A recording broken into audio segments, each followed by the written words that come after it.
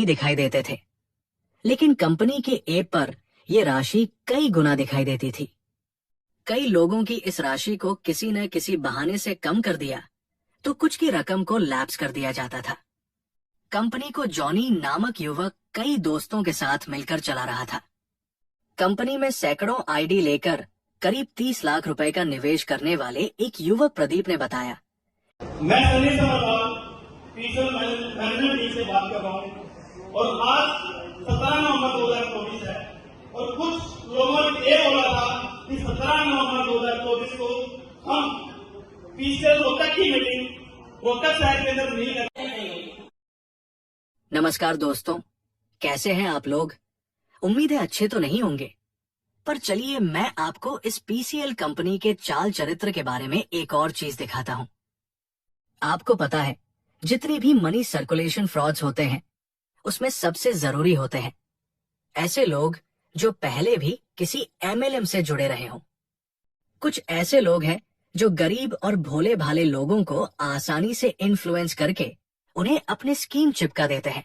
अक्सर वही लोग किसी भी इसी तरह की फ्रॉड कंपनी में टॉप लीडर या कहें तो डायमंड स्टार होते हैं और हर मीटिंग में अपनी कामयाबी के गाने गाते रहते हैं। ये भी सच है कि ऐसे लोग कंपनी से अच्छा खासा पैसा कमा लेते हैं। पीसीएल के ऐसे ही एक होनहार नगीने की हम आज के इस वीडियो में बात करेंगे। आप सबने ये वीडियो तो जरूर देखा होगा।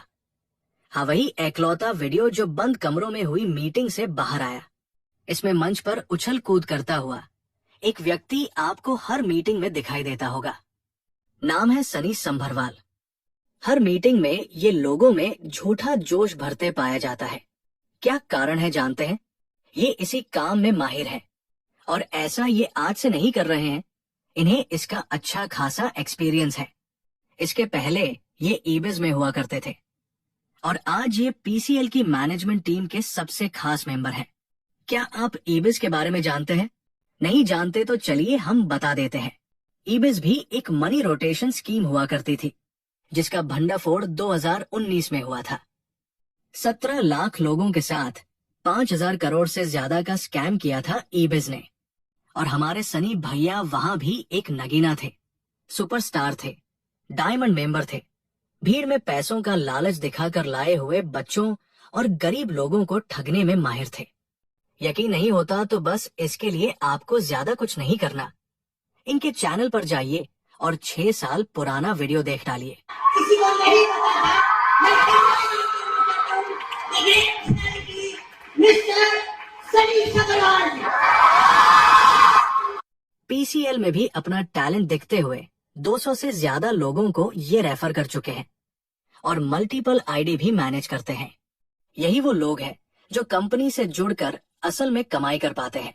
फिर जब कंपनी भाग जाती है या ईबिज, Talkcharge, speak Asia, हेजेक्स funds, QNet और हाई बॉक्स की तरह उन पर कार्यवाही होती है तो लाखों लोगों के साथ करोड़ों की ठगी हो जाती है। पीसीएल की तरह इन कंपनियों में भी सब खेल विश्वास का होता था। लोगों से कहो तो लोग मानते नहीं थे कि ये सब सिर्फ एक मनी सर्कुलेशन स्कीम्स हैं, क्योंकि तब तक उनके विथड्रॉवल्स आ रहे होते थे और यही दिखा दिखाकर सनी जैसे लोग अच्छा खासा पैसा कमा जाते हैं। ये होते हैं असल विजेता। आज यहाँ तो कल वहां कंपनी के मालिक अरेस्ट होते हैं, लेकिन ये लोग बहुत चतुराई से निकल जाते हैं। ऐसे एक दो नहीं, ऊपर की कतार में ज्यादातर ऐसे ही लोग होते हैं। पीसीएल की तरह ईबिज में भी पैसे कमाने का लालच देकर लोगों से पैसे लगवाए जाते थे। फिर अपने नीश लोगों को ज्वाइन करने पर कमीशन दिया जाता था। ज्यादातर इसके शिकार स्टूडेंट्स हुआ करते थे। तेलंगाना की इकोनॉमिक्स ऑफेंस टीम ने ईबिज के नोएडा ऑफिस में छापे मारकर कंपनी के मालिक और उसके बेटे को गिरफ्तार किया और 398 करोड़ रुपए बरामद किए।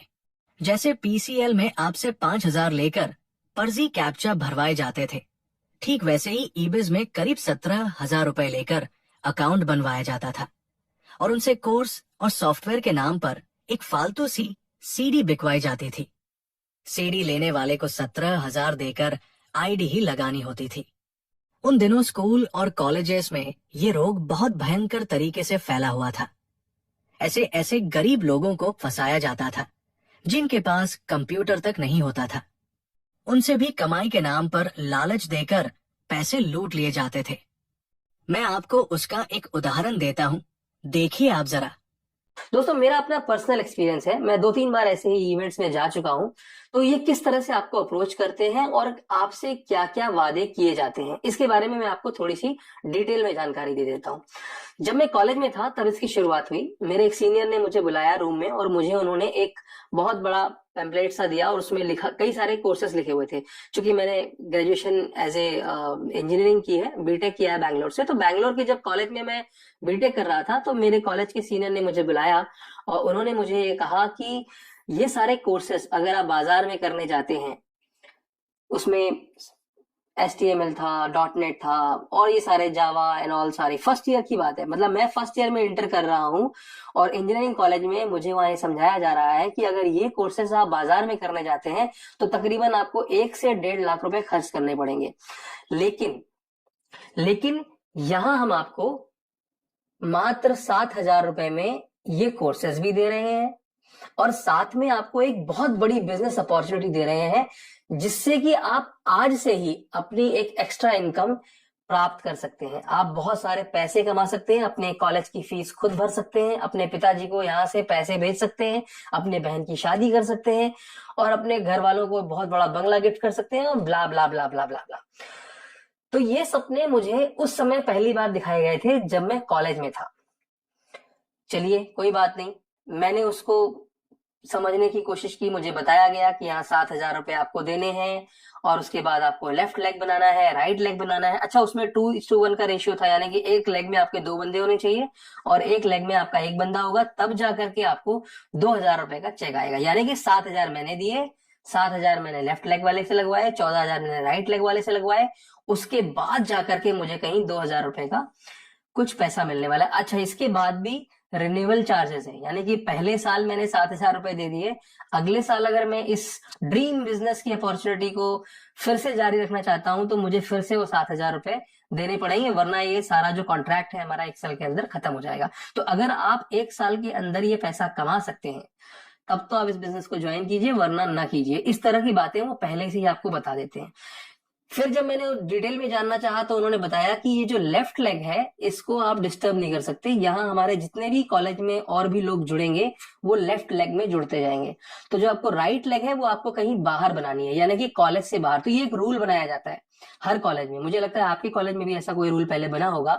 तो ये एक रूल बनाया जाता है जिसमें कि ये बताया जाता है कि एक लेग जो है वो कॉलेज के ही बंदे उसमें ज्वाइन करेंगे और दूसरे लेग की अपॉर्चुनिटी आप बाहर किसी को दीजिए, बाहर किसी से पैसा कमाने के लिए बोलिए। तो मैंने सबसे पहले उनसे क्वेश्चन रेस किया कि 7,000 रुपए मैं कहाँ से लाऊंगा, क्योंकि मेरे पिताजी उस समय थोड़ा सा घर खर्च भेजते थे। हॉस्टल में रहते थे तो सारे साल की फीस एक साथ जाती थी, खाने की फीस एक साथ जाती थी। तो उस खर्च में से 7,000 रुपए निकालना थोड़ा आसान नहीं था। तो उन्होंने मुझे इसके तरीके भी बताए। उन्होंने मुझे बताया कि आप अपने घर वालों से कहें कि आप एक कोर्स करना चाहते हैं और ये कोर्स बहुत जरूरी है, और कॉलेज वालों ने कहा है कि कोर्स करने के लिए आप उनको बिजनेस के बारे में कुछ मत बताइएगा, आप सिर्फ कोर्स के बारे में बताइए। मैंने कहा चलो ठीक है, ये एक पहला तरीका हुआ। दूसरी चीज ये कि मैं मेंबर्स कहाँ से लाऊंगा। चलो लेफ्ट लेग तो हमारे कॉलेज के लोग, बहुत सारे अंधे लोग थे जिन्होंने इसमें पैसा डाला, लेकिन जो मेरी राइट लेग है जिसमें मुझे 2 लोगों को ज्वाइन कराना है, मैं वो बंदे कहाँ से लाऊंगा। तो मुझे सिखाया गया कि आप जिम जाइए, आप बसों में ट्रैवल कीजिए, आप जब ट्रेन से कहीं आते जाते हैं तो वहां लोगों से बात कीजिए। और उस जमाने में ऑर्कुट चलता था, आप ऑर्कुट में लोगों को दोस्त बनाइए, उनसे बातें कीजिए और उनको बिजनेस अपॉर्चुनिटी के बारे में बताइए। तो उनका मोटो कहीं से कहीं तक उस सिलेबस को बेचने का नहीं था। That was just a DVD, एक डीवीडी थी जिसमें ये सारे कोर्सेज थे। मैंने आज तक कभी देखी भी नहीं वो डीवीडी, मैंने उसको सब्सक्रिप्शन नहीं लिया, लेकिन बहुत सारे ऐसे मेरे दोस्त थे जिन्होंने सब्सक्रिप्शन लिया और उन्होंने कभी भी वो सीडी खोलकर नहीं देखी। अच्छा, इनके बहुत बड़े बड़े सेमिनार्स होते हैं, बहुत बड़ी बड़ी मीटिंग्स होती हैं, बहुत बड़े बड़े मोटिवेशनल स्पीच होते हैं, बड़े बड़े इवेंट्स को स्पॉन्सर भी करते हैं, बड़े बड़े राजनेताओं को और आर्टिस्ट को अपने गैदरिंग में भी बुलाते हैं। और हम देखने वालों को लगता है कि ये सब लीगल है। अरे इतने बड़े बड़े राजनेता आ रहे हैं, अरे इतने बड़े बड़े सेलिब्रिटीज आ रहे हैं, तो ये कंपनी फ्रॉड कैसे हो सकती है। सेलिब्रिटीज को बुलाना कोई बड़ी बात नहीं है। आपकी शादी में आप 2 करोड़ रुपए दोगे तो शाहरुख खान भी आके नाच के जाएंगे, ऑब्वियस सी बात है, because they are working for that. उनको फर्क नहीं पड़ता कि आपने कहाँ बुलाया है, क्यों बुलाया है, मतलब कोई फर्क नहीं पड़ता उन्हें। तो इसको लीगलाइज करने के लिए जो बहाने बनाए जाते हैं, जो इनके इंडिपेंडेंट रिप्रेजेंटेटिव बोलते हैं कि देखो अगर हम फ्रॉड होते तो क्या ये सेलिब्रिटीज हमारे यहाँ आते, हमारी गैदरिंग में आते, तो ये एक फर्जी बहाना है। क्योंकि उनके पास पैसा बहुत है, बहुत ज्यादा पैसा है, आप ही लोगों से लिया हुआ पैसा है। तो वहां एक बंदा पीछे से आया, मैं नेट पे सर्फिंग कर रहा था, 2005 की बात है। एक बंदा पीछे से आया, उसने मुझे ये बताया कि भैया ये जरा मेरा लॉगिन देख लो, उसमें ये देख लो कि कितने पैसे आए हैं। तो मैंने पूछा किस चीज का लॉगिन है, उसने मुझे बताया कि ये XYZ कंपनी का लॉगिन है। कोई ग्वालियर से एक भैया आए थे और उन्होंने, अच्छा ये सारी बातें उसने अपनी देहाती भाषा में की। उसको देखकर कहीं से कहीं तक नहीं लग रहा था कि वो कोई पढ़ा लिखा व्यक्ति था या फिर कोई कमाने वाला इंसान था। और उसने मुझे आके वो लॉगिन दिया, मैंने उसका लॉगिन किया और देखा उसमें सिर्फ उसका एक मेंबर ने ज्वाइन किया हुआ था। तो मैंने उससे पूछा कि भाई तुम्हारे तो सिर्फ एक मेंबर ने ज्वाइन किया है, इसमें पैसे कैसे आएंगे? तो उसने मुझे बताया कि हाँ ये मेरे साथ आए हैं, इन्होंने ज्वाइन किया है। तो मतलब मैं हूं और मेरे साथ ये बंदा है, इन्होंने ज्वाइन किया। उस बंदे को इस बिजनेस के बारे में कुछ भी नहीं पता, और उस बंदे की हालत देख करके मुझे तरस आ रहा था कि साइकिल से आया हुआ बंदा, चप्पलें भी ठीक से नहीं पहनी हुई, और उससे वो 7,000 रुपए लेके चले गए। क्यों? क्योंकि ग्वालियर से एक भैया आए थे गाड़ी लेकर, उन्होंने ये बताया कि ये पैसा लगाने से आप बहुत बड़ा बिजनेस कर सकते हो, जिसको भी जोड़ोगे 2,000 रुपए मिल जाएगा। उसे सारी जानकारी भी नहीं दी। अच्छा, उस बंदे ने मुझसे एक और बड़ा इंटरेस्टिंग सवाल पूछा कि भैया उन लोगों ने एक डीवीडी दी है, वो डीवीडी मैं अपने MP3 प्लेयर में चला रहा हूँ लेकिन चल नहीं रही है। अब आप सोच सकते हैं किस लेवल के लोगों को इसमें बेवकूफ बनाया गया, मतलब जिसे ये तक पता नहीं कि उस डीवीडी में क्या है। तो ये एक परफेक्ट एग्जाम्पल हो सकता है आप लोगों के लिए, ये जानने के लिए कि ये स्कीम किस तरह से काम कर रही है और कैसे लोगों को बेवकूफ बनाते हैं ये इंडिपेंडेंट रिप्रेजेंटेटिव, क्योंकि वो खुद उसमें फंस चुके होते हैं इस दलदल में, और अब वो अपना पैसा निकालने के लिए बाकी लोगों को बेवकूफ बनाने लगते हैं। एक बार बड़ी चेन बन जाती है तो ऑब्वियसली उनको भी मजा आने लगता है, वो भी पैसे कमाने लग जाते हैं। लेकिन 95% लोग ऐसे होते हैं जो कि इसमें से निकल जाते हैं, क्योंकि हर कोई ऐसा नहीं कर सकता। दोस्तों, इस वीडियो का मकसद आपको ये दिखाना था कि इस तरह के लोगों से फर्जी मोटिवेशन लेकर कदम न उठाएं। अपनी आंख खोलिए और समझिए कंपनियों का खेल। इस खेल के असली विनर आप नहीं, ये लोग हैं। गाड़ी, अच्छी लाइफस्टाइल, विदेश यात्रा, इन जैसे लोग आपसे ठगे हुए पैसों से करते हैं। इन पर कार्यवाही भी होगी तो भी आपको पैसे मिलेंगे या नहीं कोई नहीं जानता। इसलिए सोच समझकर, अपना दिमाग लगाकर ही ऐसी कंपनियों में निवेश करें।